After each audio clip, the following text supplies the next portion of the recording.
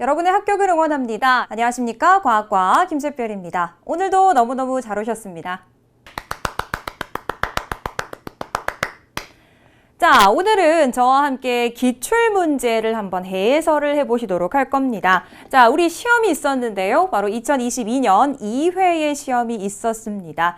자, 2회의 기출문제, 중졸과학 기출문제를 저와 함께 해설을 한번 진행을 해보실 건데요. 일단 문제를 한번 쭉 훑어봐 주시면 어떠셨나요? 난이도를 한번 봐주시면 일단 뭐 합격을 원하셨다면 합격이 목표셨다라고 말씀을 드린다면 기본적인 용어 그리고 그림 자료 해석 이런 것들을 가지고 충분히 합격을 하실 수 있었을 거고요. 만약에 저는 고득점을 목표로 합니다 라고 하시는 분들이 계셨다면 단순히 용어의 이해에서 끝나는 것이 아니라 이제 내용적인 부분의 이해도 필요한 문제들이 꽤 보여졌습니다. 그래서 혹시라도 앞으로의 시험을 준비를 하고 계신다면 단순 용어에서 끝나는 것이 아니라 고득점을 목표로 하신다면 이제 자료를 어느 정도 이해하셔야 된다라는 것. 예를 들어서 이따가 암석 부분 나오거든요. 그런 부분 같은 경우는 이해를 바탕으로 해주셔야 된다라는 것을 말씀을 드립니다. 자, 그러면 우리 1번부터 문제를 한번 살펴보도록 할게요. 자, 1번 문제입니다. 이 문제 같은 경우는 힘에 관련된 문제고요. 이런 문제 같은 경우는 사실 용어의 의미만 기억하고 계시면 풀어나가실 수 있는 문제죠. 자, 지금 여기에서 설명하는 힘이 무엇인지를 찾아주시면 되는 거고요. 자, 뭐 부력, 중력, 마찰력, 탄성력이 나오고 있는데 이들 중에 어떤 것에 대한 설명인지를 찾아주시면 되는 거죠. 자, 여기에서 한번 봐주셨더니 지구가 물체를 당기는 힘입니다. 자, 우리 지구가 이렇게 있다라고 가정을 하고요. 만약에 여기에 물체가 있다라고 한번 생각을 해볼게요. 그럼 이 물체 같은 경우는 지구 중심에서 끌어당기는 힘이 있는데 요거 같은 경우는 우리 바로 중력을 이야기하게 되겠죠. 그래서 지구가 물체를 끌어당기고 있는 힘 바로 중력이 되겠고요. 자, 지금 제가 화살표를 이렇게 한번 그려봤는데요. 힘의 방향을 봐주시면 지구의 중심을 향하게 되고요. 자, 그리고 이 힘의 크기, 중력의 크기 같은 경우는 물체의 질량에 비례한다라고 얘기합니다. 이게 무슨 의미냐면요. 만약에 물체의 질량이 커지면 중력의 크기도, 힘의 크기 같은 경우도 커진다. 이렇게 이야기를 하는데 이게 무슨 소리냐면요. 중력의 크기, 우리 중력의 크기를 뭐라고 얘기하냐면 중력의 크기를 간단하게 우리 무게라고 생각을 해주시면 되겠습니다. 우리 지구 같은 경우에서 생각을 해주시면은 질량을 무게로 바꾸실 때 이 질량에다가 9.8을 곱해주시면 되거든요. 그러니까 지구에서 이 힘의 크기, 요거 지금 중력이니까 지구에서 중력의 크기인 무게를 구하실 때는 자, 지금 질량 같은 경우 우리 무게를 구하실 때 질량에다가 9.8을 곱해주시면 되기 때문에 만약에 질량 값이 커지면 일정한 비율로 무게도 커지기 때문에 비례한다라고 보실 수 있게 되겠죠. 자, 지금 여기에서 설명하는 것은 바로 중력을 의미하고 있습니다. 자, 2번입니다. 이런 문제 같은 경우가 이해를 바탕으로 해주셔야 되는 문제입니다. 단순히 용어의 의미에서 끝나는 것이 아니라 내용적인 이해가 필요한 부분이죠. 자, 암실에서 흰 종이 위에 놓인 빨간색 공에 파란색 빛을 비추었대요. 그러면 관찰되는 공의 색은 어떤 색일까요? 자, 일단 암실에 흰 종이가 있다라고 얘기합니다. 자, 일단 종이가 이렇게 놓여진 상황. 근데 이 종이는 흰 종이고요. 자, 그리고 공이 있는데요. 이 공 같은 경우는 무슨 색이냐면 빨간색을 나타내고 있다라고 얘기하고 암실이니까 일단은 빛이 없는 상황이에요. 자, 그런데 여기에다가 파란색 빛을 비췄습니다 라고 얘기를 하죠. 자, 여기에다가 지금 파란색의 빛을 비추고 있는 상황인데요. 자, 여러분께서 기억하셔야 될 건 뭐냐면 지금 여기에서 빨간색 공이라는 것을 좀 집중을 해주셔야 돼요. 이 공이 빨간색이라는 건 무슨 의미냐면요. 이 빨간색 공은 빨간색만 반사시키는 공입니다. 빨간색 공이라는 것은 빨간색만 반사. 그러면 빨간색이 오면 빨간색을 반사시킬 텐데 지금은 오고 있는 것이 파란색이에요. 자, 파란색이 오고 있고요. 그럼 빨간색 같은 경우는 빨간색만 반사를 시켜야 되는데 파란색이 오고 있으니 반사시킬 친구가 없어요. 반사시켜야 우리가 보고 이것이 무슨 색이구나 라는 걸 볼 수 있거든요. 만약에 빨간색 공에 빨간색이 오게 되면 빨간색 공은 빨간색을 반사시키니까 우리는 빨간색을 보게 되는 거거든요. 그런데 여기에서는 파란색이 빛을 비췄는데 빨간색 공에서는 반사시키지 않으니 흡수가 되겠죠. 그러니까 무슨 색으로 보여지냐면 검은색으로 보여지게 된다라는 것. 검은색이 된 것은 여기에서 반사한 색이 없고 흡수가 되었기 때문에 우리가 검은색으로 보이게 되는 겁니다. 그래서 관찰되는 공의 색은 1번 검은색이고요. 빨간색 공은 빨간색만 반사. 그런데 파란색이 왔으니 반사할 것이 없어서 모두 흡수가 돼서 검은색으로 보여지게 됩니다. 자, 3번 문제 조금 응용을 필요로 하는 문제가 되겠습니다. 지금 여기는 누구냐면요. 전류가 흐르는 원형 코일입니다. 그리고 이 나침반을 뒀다라는 것은 자기장의 방향이 있다라는 거겠죠. 자, 전류가 흐르는데 지금 이렇게 코일에서 전류가 흐를 때는 오른손을 이용해서 전류와 자기장을 찾아주셔야 되거든요.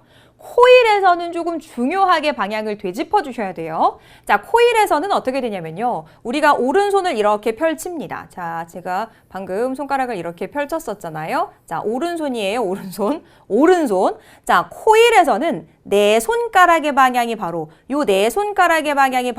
전류의 방향이 되는 것이고, 그리고 엄지손가락의 방향이 바로 자기장의 방향이 됩니다. 자, 그러면 그림에서 한번 살펴보시자고요. 자, 지금 전류가 이렇게 말려 올라가고 있으니 우리의 오른손을 통해 가지고 전류의 방향으로 내 손가락을 향해 주시면, 그래서 내 손가락을 이렇게 해서 말아 주시면 엄지를 딱 펼쳐 주셨을 때 엄지의 끝이 자기장의 방향이고요. 이쪽이 바로 N극이다라는 것. N극이 바로 이쪽이라는 것을 좀 기억을 해 주시면 되는 거거든요. 그런데 문제에서는 뭐라고 얘기하냐면요. 자, 전류가 흐르는 방향이 반대입니다. 누가요? 전류가 흐르는 방향이 반대라고 얘기를 했어요. 자, 그러면 우리 오른손을 어떻게 해주셔야 될까요? 전류가 오른손에서 내 손가락이라고 얘기를 했으니, 자, 이 상황에서 어떻게 해주셔야 되냐면 지금 전류가 아래쪽으로 해서 뒤로 말리고 있잖아요. 그러니까 우리의 오른손을 이렇게 뒤쪽으로 말리도록 이렇게 해주셨을 때 엄지가 가리키는 방향이 자기장의 방향, 즉 여기가 N이 될 것이고 여기가 S가 될 겁니다. 그래서 지금 이쪽이 N을 가리켜야 되기 때문에 보세요. 이쪽이 N을 가리키고 있는 3번이 정답이 되는 것이죠. 코일에서는 오른손 조심해 주셔야 돼요. 내 손가락, 우리 내 손가락하고 엄지를 봐주셨을 때 내 손가락이 전류의 방향, 그리고 엄지가 자기장의 방향이라는 걸 기억을 해주시고, 지금 반대일 때 찾아주세요 라고 했기 때문에 정답은 3번이 됩니다. 자, 4번입니다. 기억에 해당하는 건, 사실 이 문제 같은 경우는 용어의 의미를 파악하고 계시면 풀어나가실 수 있는 간단한 문제죠. 자, 열이 물질을 거치지 않고 직접 이동합니다. 자, 우리 열이 이동하는 방법은 3가지예요. 전도, 대류, 복사. 특히나 전도 같은 경우는 주로 고체에서 열이 전달되는 방법. 대류 같은 경우는 주로 액체나 기체에서 열이 전달되는 방법. 복사 같은 경우는, 자 보세요. 여기는 고체, 액체, 기체라는 물질이 있었어야 되는데 복사 같은 경우는 물질이 없어도 열이 직접 이동합니다. 그럼 여기에서 설명하는 건 누굴까요? 자, 물질 거치지 않고 열이 직접 이동한다라고 얘기하는 것이니까 여기에서 얘기하는 것은 복사를 의미하게 됩니다. 자, 5번 문제 한번 살펴볼까요? A에서 D에 지금 물체가 준비가 되어 있고요. 질량 그리고 들어올린 높이를 나타냈습니다. 자, 이들 중에서 위치 에너지가 가장 많이 증가한 것이라고 얘기를 합니다. 일단 우리 위치 에너지라는 것의 공식을 한번 기억을 해주시면 9.8에다가 m 곱하기 h, 이게 바로 위치 에너지를 구하는 공식입니다.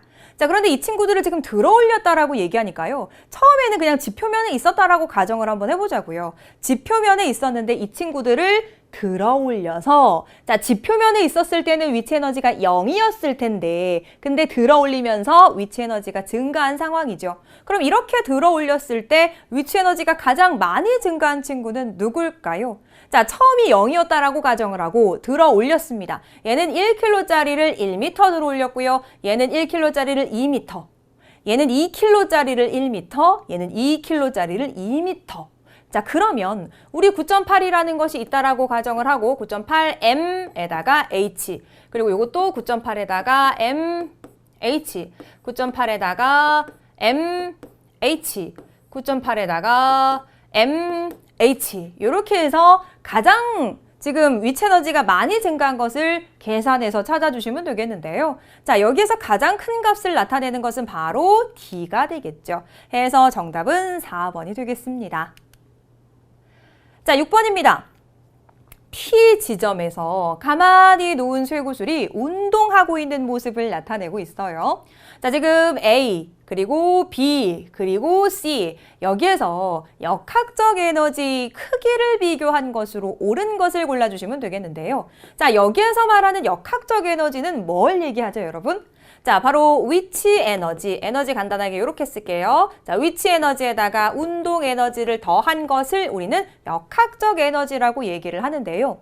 자, 지금 A 같은 경우는 사실 지금 A, B, C 중에서 위치 에너지가 상대적으로 조금 큰 편이거든요. 얘는 위치가 큰데, 자, 얘가 점점 내려오면서 운동 에너지로 바뀌고, 자, 다시 올라갈 때는 위치로 바뀌었다가 다시 내려올 때는 운동으로 바뀌고, 막 이렇게 계속 전환이 일어납니다. 그런데 여기에서 뭐라고 얘기했냐면 공기 저항과 마찰 같은 경우는 무시합니다 라고 얘기를 했어요.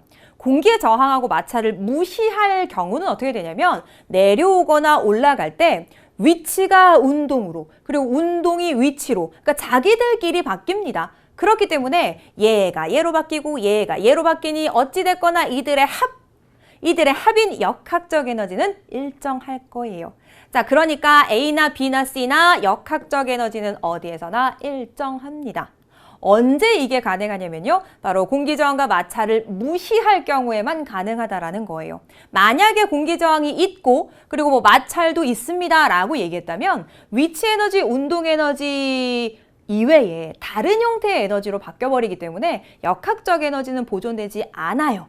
그런데 지금은 공기저항 마찰을 무시합니다 라고 얘기를 했기 때문에 위치 에너지가 운동으로, 운동 에너지가 위치 에너지로 자기들끼리 바뀝니다. 그래서 이들의 합인 역학적 에너지는 어디에서나 같다라는 1번이 정답이 되겠죠. 자, 7번은 굉장히 단순한 문제인데요. 잘 기억하셔야 돼요. 나트륨의 원소 기호입니다. 나트륨의 원소 기호는 NA고 만약에 이걸 모르고 계셨다고 하더라도 원소 기호를 써내려가는 규칙성을 알고 계시면 풀어나가실 수 있습니다. 어떤 규칙성이요? 이 문제 같은 경우는 자, 앞에 대문자 그리고 뒤에 소문자가 들어간다라는 규칙성을 알고 계시면 되겠죠. 해서 정답은 3번 되겠습니다. 자, 어떤 물질의 상태 변화를 나타내고 있고요. 여기에서 설명하는 것으로 옳은 것을 골라주시면 되겠는데요. 자, 일단은 A에서 B로 바뀌는 게 융해라고 얘기를 하니까요. A는 고체가 될 것이고 B는 액체가 될 겁니다. 자, 그리고 C가 B로 변하는 게 액화니까 아, C는 기체구나 라고 생각해 주시면 되겠고요. 그럼 가는 뭘까요? 액체가 기체화, 아하, 기화구나 이렇게 생각해 주시면 되겠죠. 자, 그렇다면 A 같은 경우는 고체가 될 거고요. 고체. B 같은 경우는 액체가 될 겁니다.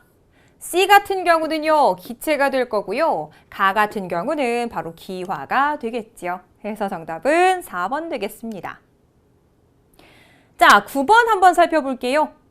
순물질을 모두 고른 것은 이라는 문제입니다. 우리 물질을 나누어서 생각을 해볼 수가 있죠. 물질 같은 경우를 나누어서 생각을 해보시면 순물질이라는 것이 있고 그리고 혼합물이라는 것으로 일단 나누어 볼 수가 있어요. 자, 순물질이라는 것은 이제 한 종류로 이루어져 있다. 그래서 순수한 물질이다. 이렇게 생각해 주시면 되겠고요. 혼합물이라는 건 뭐냐면요. 두 종류 이상의 순물질이 모여 있는 것을 우리가 혼합물이라고 생각을 해주시면 되겠습니다. 그러니까 순물질 같은 경우는 한 가지의 물질이다라는 것을 기억을 해주시면 되겠고 여기에서 한 가지 물질은 구리 그리고 설탕이 되겠습니다. 구리하고 설탕이 순물질로 순수한 물질이 되겠고요. 우유라던가 소금물 같은 경우는 두 가지 이상의 순물질이 섞여 있어요. 그렇기 때문에 이들 같은 경우는 뭐라고 봐주시면 되냐면요. 바로 혼합물이라고 생각을 해주시면 되겠죠. 자, 여기에서는 순물질을 골라주시면 되기 때문에 구리와 설탕 정답은 1번 되겠습니다. 자, 10번 문제입니다. 온도가 일정한 상태예요. 그리고 지금 그래프를 봐주셨더니 압력과 부피의 관계가 나오고 있습니다. 이거 공식이 떠올라 주셔야 되는데요. 이게 일단 무슨 법칙인지 아셔야 공식이 떠오르실 수 있겠죠. 요거를 우리가 뭐라고 얘기하냐면 바로 보일법칙이라고 이야기를 합니다.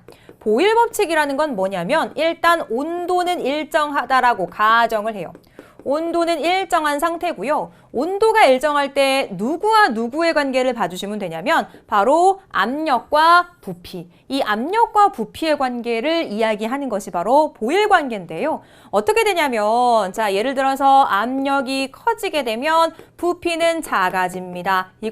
이들은 반비례 관계라는 것을 이야기하게 되죠. 그래서 보일 법칙은 압력과 기체의 부피가 반비례하다라는 것이 바로 보일 법칙입니다. 자, 이 보일 법칙에서 공식이 나오는데요. 무슨 공식이냐면 바로 PV는 일정이라는 공식이에요. 이게 뭔 소리예요, 이게? 자, P라는 것은 압력을 얘기하고요. V라는 것은 부피를 얘기하는데 압력과 부피를 곱했을 때 일정한 값이 나온다라는 거예요. 자, 여기 한번 볼게요. 자, 여기에 지금 압력이 1기압이에요. 그리고 부피가 40이죠. 40ml. 자, 요걸 곱해주시면 1에다 40을 곱하면 40이 되죠. 그럼 여기에서 봐주시면 자, 얘는 2기압이고 그리고 부피는 20이니까 곱하면 40. 아, 그래서 PV가 일정하구나 라는 거죠. 자, 이랬을 때 문제에서 2기압일 때 기체의 부피는요? 라고 묻고 있어요. 자, 어디에서나 곱한 값이 지금 40으로 일정해야 되기 때문에 2기압일 때도 일정해지기 위해서는 20ml가 나와야 되겠죠. 해서 정답은 2번 체크해 주시면 되겠습니다. 자, 11번입니다.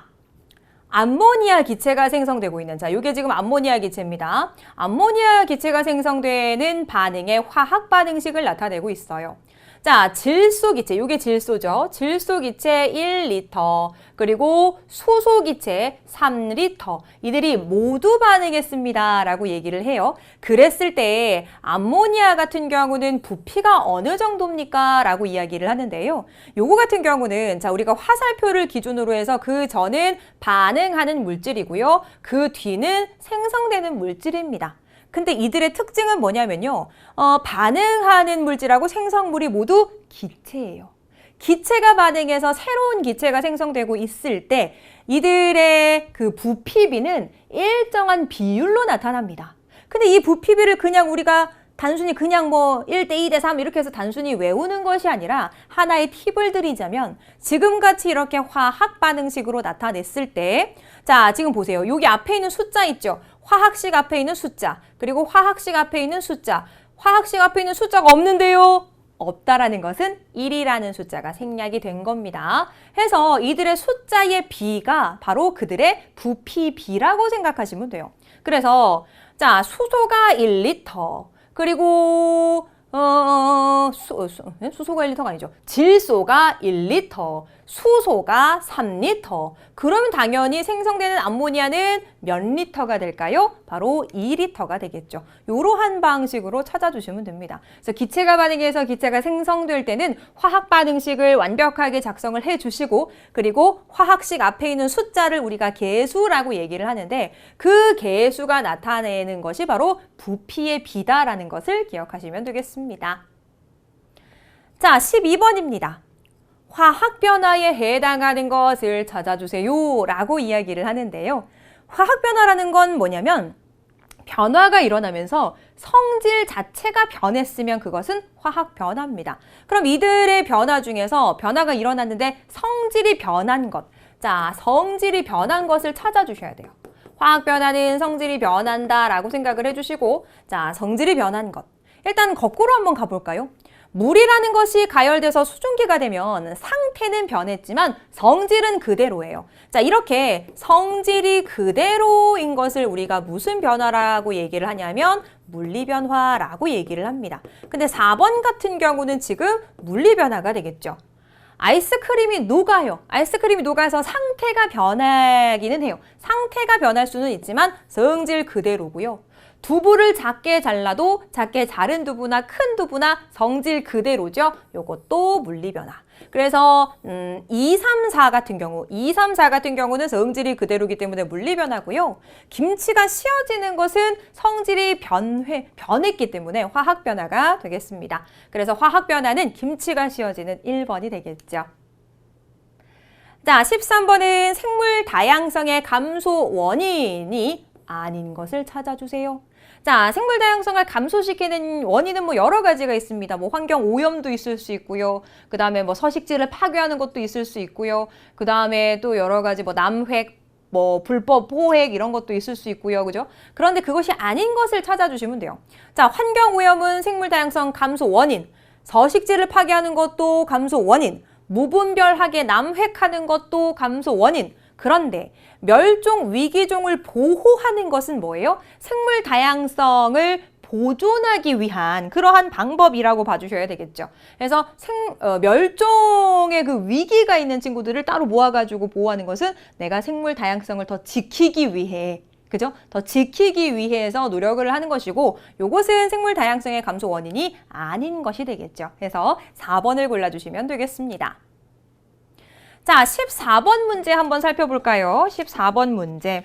14번 같은 경우는 우리 개 중에서 우리 개가 5개가 있잖아요. 5개. 그죠? 그런데 그 중에서 원생생물계에 속하는 생물이 아닌 것을 찾아주세요 라고 얘기를 합니다. 우리 5개를 한번 적어보시면은 이렇게 하나, 둘, 셋, 넷, 다섯 이렇게 해가지고 5개의 개를 그림으로 나타낼 수 있거든요. 가장 아래쪽에 있는 친구를 우리가 뭐라고 넣어주시면 되냐면 원핵생물계라고 넣어주시면 되는데, 이 친구들 같은 경우는 어떠냐면, 자, 요 아래에 있는 친구들이 핵이 없는 친구들이에요. 그래서 핵이 없는 친구들을 여기에 모아가지고 우리가 원핵생물계라고 부르게 되겠고, 자, 위에 있는 친구들은 핵이 모두 있습니다.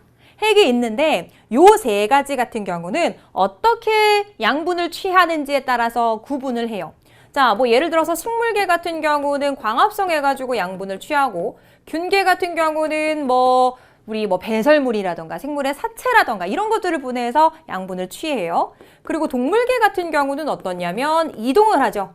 움직입니다. 그래서 만들어져 있는 것을 섭취하면서 양분을 취하게 됩니다.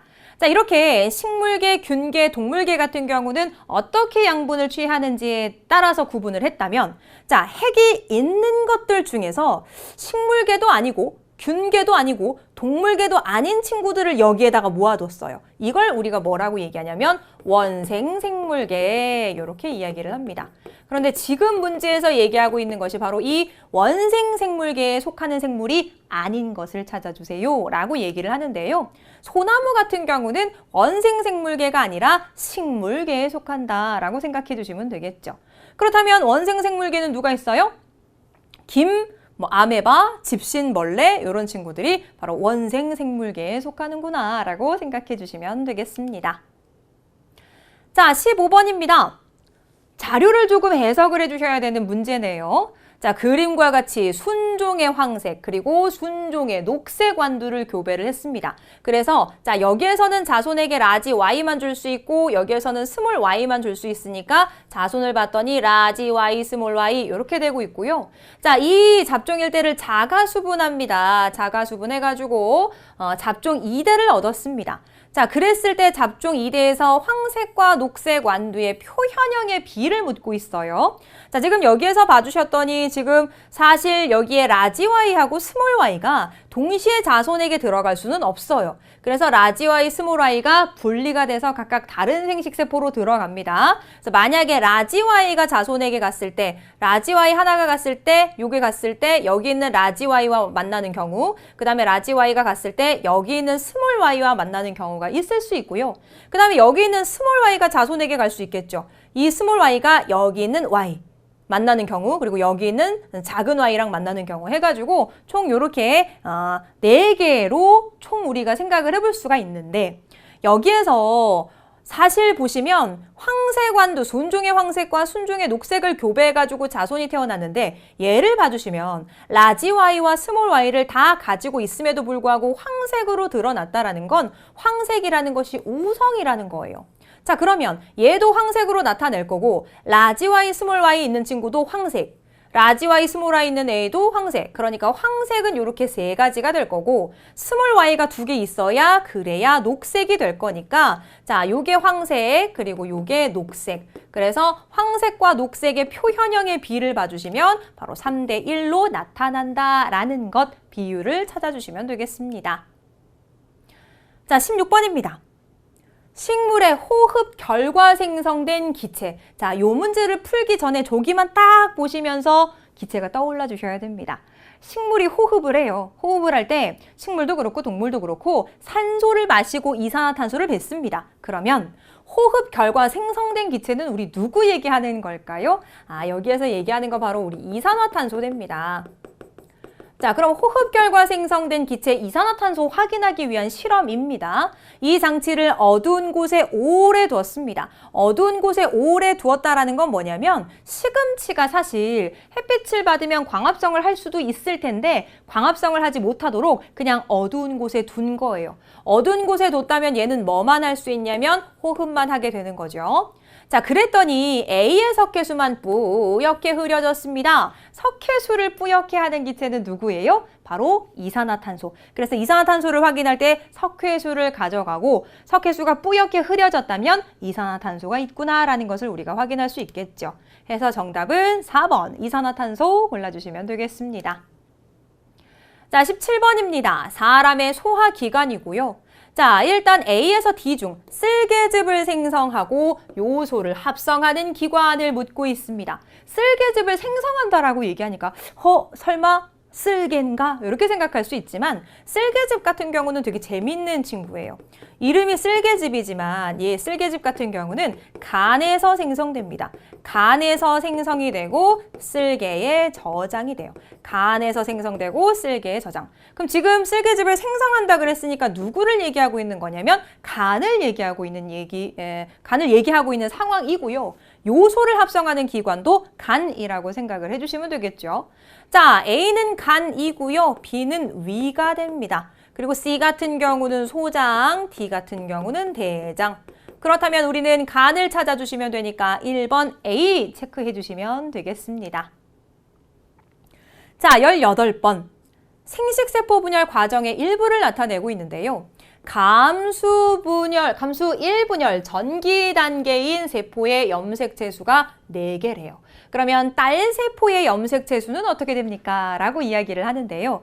자, 일단 여기에서 염색체 수를 세주실 때는 동원체의 개수를 세주시면 되거든요. 동원체가 뭐냐면 염색체 중간에 있는 이 동그라미 있죠. 동그라미. 이 동그라미가 바로 동원체라고 생각해 주시면 되는데 세볼게요. 하나, 둘, 셋, 넷. 그래서 얘는 염색체가 4개입니다. 그런데 자, 2개씩 짝이 지어져 있죠.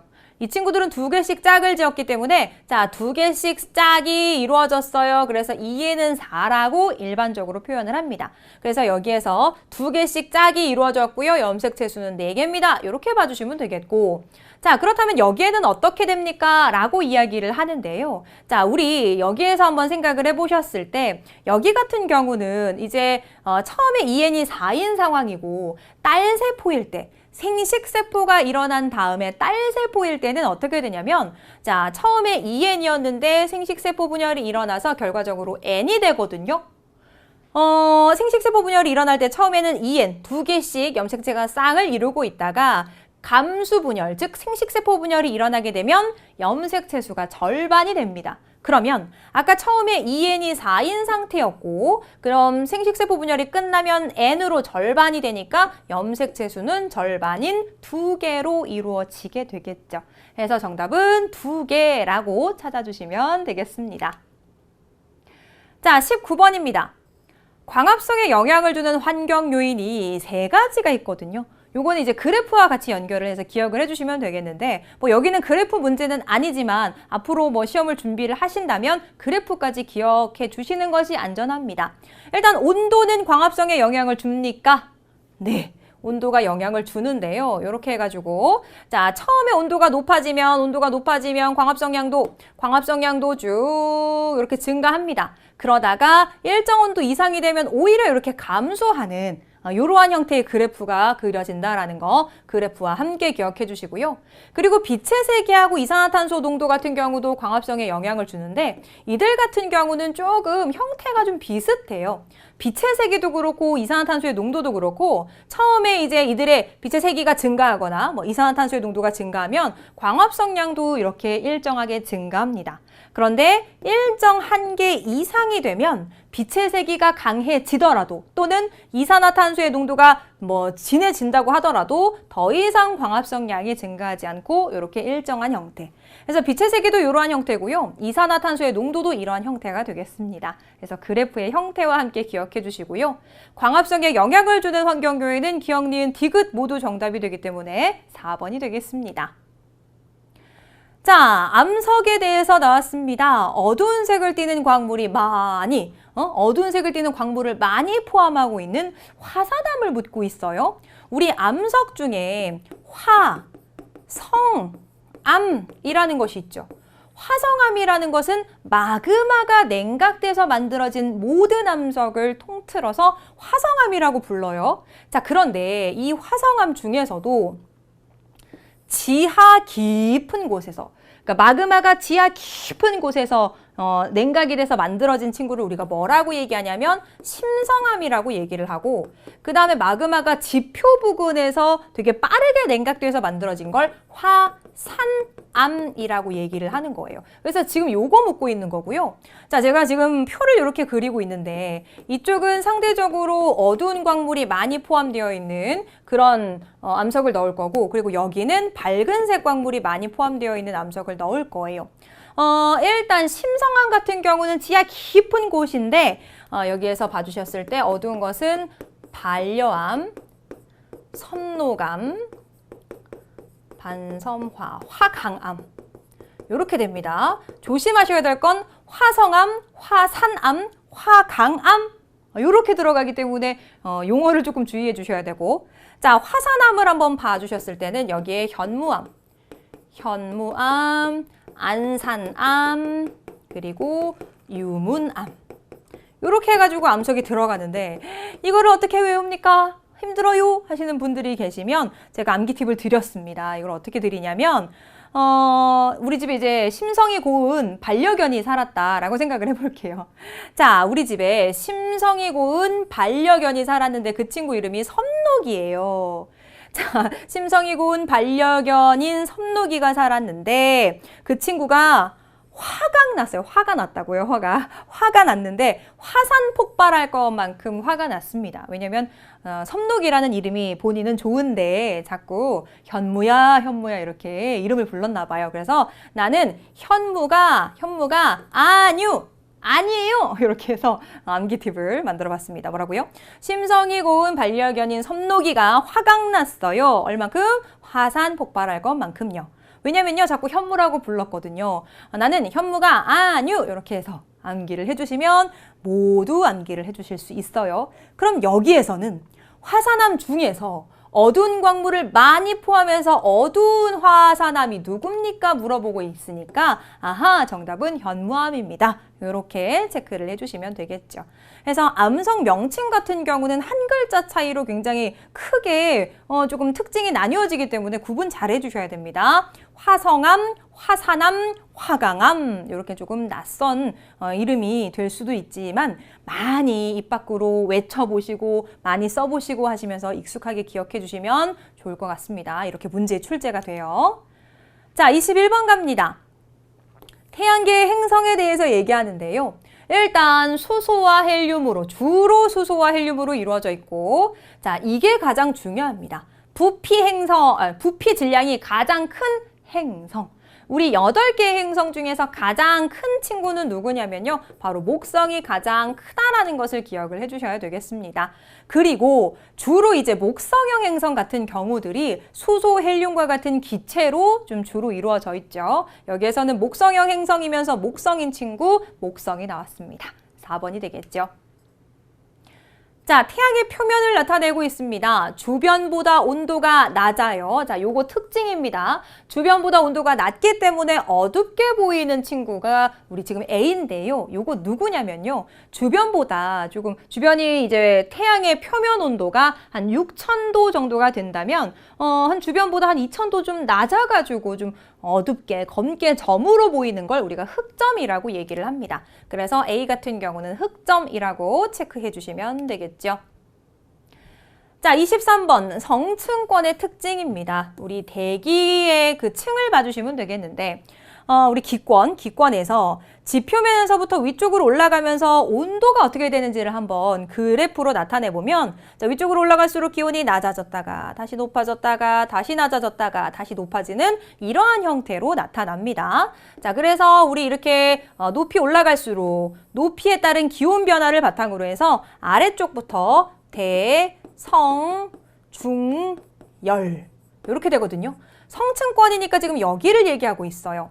성층권이 왜 이렇게 위쪽으로 올라가면서 온도가 이렇게 높아지냐면 여기에는 오존층이 존재하고요. 이 오존층이 태양에서부터 오고 있는 자외선을 흡수하기 때문에 기온이 높아집니다. 그러면 정답은 1번 되겠죠. 대류가 활발하게 일어난다라고 얘기하는데요. 자, 여기에 공기하고 여기에 공기를 한번 생각을 해볼게요. 아래 공기가 상대적으로 차갑고 위에 공기가 따뜻하죠. 따뜻한 공기는 위쪽으로 뜨려는 성질이 있고 차가운 공기는 아래로 가라앉으려는 성질이 있기 때문에 이들은 섞이지 않고 굉장히 안정합니다. 대류가 일어나지 않고 굉장히 안정한 형태고 그렇기 때문에 장거리 비행을 할 때 비행기 항로로 많이 사용이 되는 부분이기도 해요. 자, 높이 올라갈수록 기온이 높아지고 있고요. 비가 내리는 기상현상이 나타나려면 대류현상이 일어나야 되고 그래야 되는데 지금 대류가 일어나지 않기 때문에 기상현상도 나타나기가 어렵습니다. 자, 여기에서 성층권은 지금 오존층이 존재하니까요. 정답은 1번 되겠죠. 자, 겉보기 등급과 절대 등급을 나타내는데요. 이것을 바탕으로 해서 지구에서 가장 가까운 별을 찾아주세요 라는 문제입니다. 자, 가깝고 멀고는 우리가 어떻게 나타낼 수가 있냐면 겉보기 등급에서 절대 등급을 빼보셔야 됩니다. 만약에 지금 여기에서 가장 가까운 별을 찾아주세요 라고 얘기했기 때문에 겉보기에서 절대를 뺐을 때 가장 숫자가 작으면 가까운 별이에요. 자, 그럼 어떻게 해주시면 되냐면 자, 여기에서 마이너스 1.5에서 빼기 1.4 해주시면 되고 여기에서 빼기 요거 여기에서 빼기 요거 여기에서 빼기 요거 이렇게 해주시면 되거든요. 근데 B, C, D 같은 경우를 봐주시면 마이너스 있으니까 결과적으로 플러스 될 거고 얘도 마이너스니까 플러스 얘도 마이너스니까 플러스 그래서 이들 같은 경우는 값들이 꽤 커요. 그죠? 근데 A 같은 경우는 마이너스 1.5에서 마이너스 1.4니까 얘는 마이너스 2.9죠. 얘만 0보다 작고요. 얘네는 다 0보다 큰 값이에요.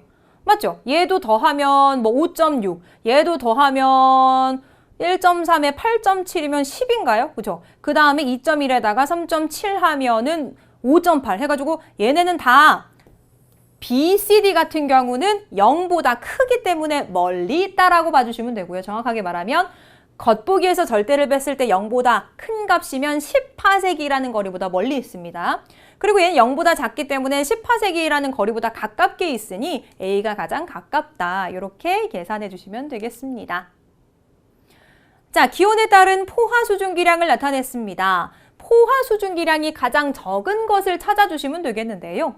포화 수증기량이라는 건 뭐냐면 공기가 이렇게 있을 때 공기 안에 수증기가 들어갈 수 있는 공간이 정해져 있어요. 그런데 온도가 높아지면 이렇게 수증기가 들어갈 수 있는 공간이 커지는 거고 온도가 낮아지면 수증기가 들어갈 수 있는 공간이 좀 줄어듭니다. 그걸 그래프로 이렇게 나타낸 거예요.